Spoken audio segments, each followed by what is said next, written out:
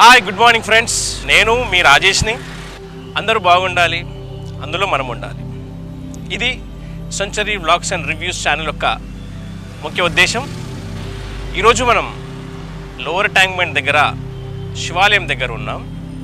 ఈరోజు కొన్ని పూజా కార్యక్రమాలు ఇక్కడ జరుగుతున్నాయి శివాలయంలో.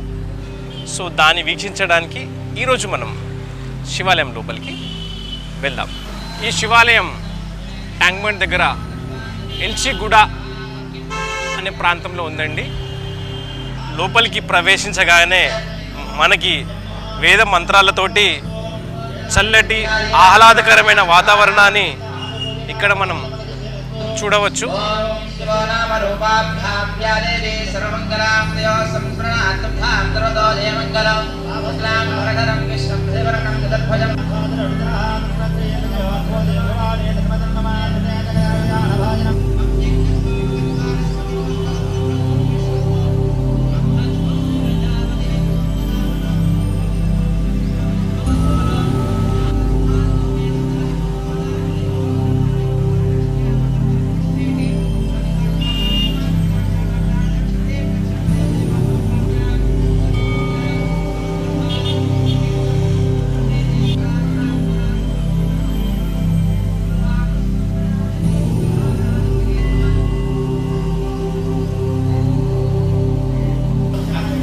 ఓం నమ శివాయ.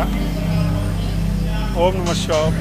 ఇక్కడ లోవర్ ట్యాంక్ బండ్ శివాలయం కవాడిగూడ గత 60-70 సంవత్సరాలుగా మన గుడి ఇక్కడ ఉన్నది. మేము ఇక్కడ అయ్యప్పల సన్నిధానం ఏర్పాటు చేసుకుని ఒక 15 సంవత్సరాల నుంచి ఇక్కడ నిత్యము ప్రతి అమావాస్య అన్నదాన కార్యక్రమం ప్లస్ ప్రతి సోమవారం భజన కార్యక్రమం.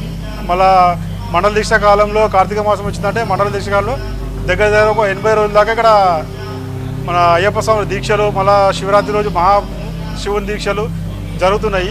ఇక్కడ ఏంటంటే మనము ఇక్కడ సామాజికంగా అన్ని కార్యక్రమాలు చేయడానికి, ధర్మం గురించి పనిచేయడానికి ఇక్కడ మనం నిర్వహించే కార్యక్రమాలు చేస్తుంటాము. ఇలా ఎటువంటి లాభాపేక్ష లేకుండా అందరం పూజలు చేయాలి, అందరం హిందూ ధర్మం నుంచి కాపాడుకోవాలని చెప్పేసి మనం ఇక్కడ చేయడం జరుగుతుంది. ఇది గత 30 సంవత్సరాల నుంచి ఇక్కడ దేవాలయం మనము నడిపిస్తున్నాం ఇక్కడ. ఓం నమ శివాయ.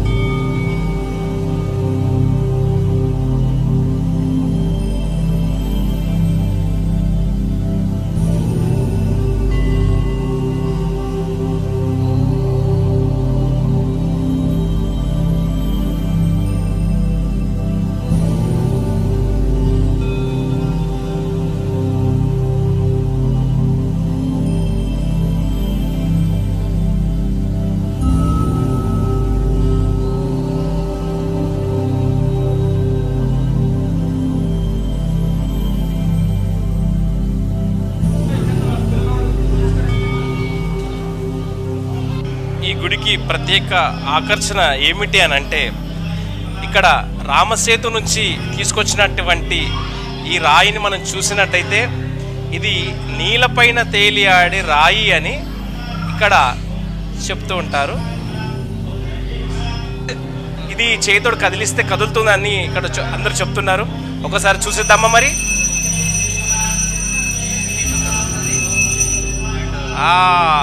నీళ్ళల్లో తేలియాడుతున్న రాయి మనం ఎక్కడెక్కడో చూస్తుంటాము, కానీ మనకు నగరం నడిబొడ్డున ట్యాంక్ బండ్ దగ్గర కూడా మనకు కనిపిస్తుంది. సో ఈ సుందర దృశ్యాన్ని చూడడానికి మీరు ఎప్పుడన్నా రావచ్చండి, ఎందుకంటే గుళ్ళు మన కోసం తెచ్చుకొని ఉంటాయి.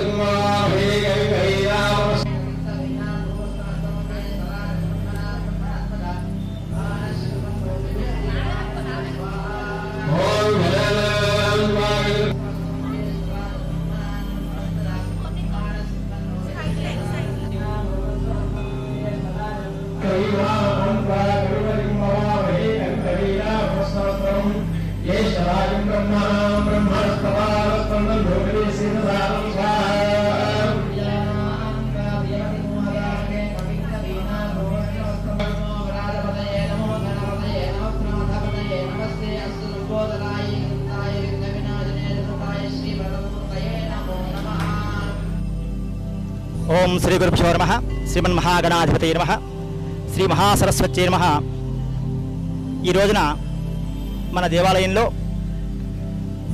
దేవాలయం యొక్క కమిటీ ఆధ్వర్యంలో లోకక్షేమం గురించి, అలాగనే భక్తుల యొక్క మనోభీష్ట ఫలసిద్ధి కొరకు, అలాగనే ఈ యొక్క కరోనా మహమ్మారి యొక్క బాధ తొలగిపోయి జనులందరికీ కూడా ఆయుష్యము, ఆరోగ్యము, అభివృద్ధి చెందాలని చెప్పి సదుద్దేశంతోసి లోకక్షేమం గురించి మన దేవాలయంలో ఈ రోజున మొట్టమొదటిగా గణపతి పూజ, పుణ్యవాచనము, అలాగే నవగ్రహారాధన, మండప కలశారాధన, తదుపరి గోమాత యొక్క అనుగ్రహం కోసమని చెప్పి గోమాత పూజ, తదుపరి పరమేశ్వరు యొక్క అనుగ్రహం గురించి మహన్యాసపూర్వక ఏకవార రుద్రాభిషేకము, తదుపరి గణపతి, లక్ష్మీ గణపతి, కుబేర పాశుపతము, అలాగనే మహామృత్యుంజయ దేవత అనుగ్రహాన్ని గురించి అఘోర పాశుపత హోమం, ప్రత్యేకముగా పరమేశ్వరు యొక్క అనుగ్రహం గురించి అఘోర పాశుపత హోమం, అలాగనే శత్రునాశనాన్ని గురించి మంజురు దేవత హోమం సంబంధించిన మంజురు హోమం, అలాగే నవగ్రహముల యొక్క అనుగ్రహం కోసం అని చెప్పి నవగ్రహ హోమం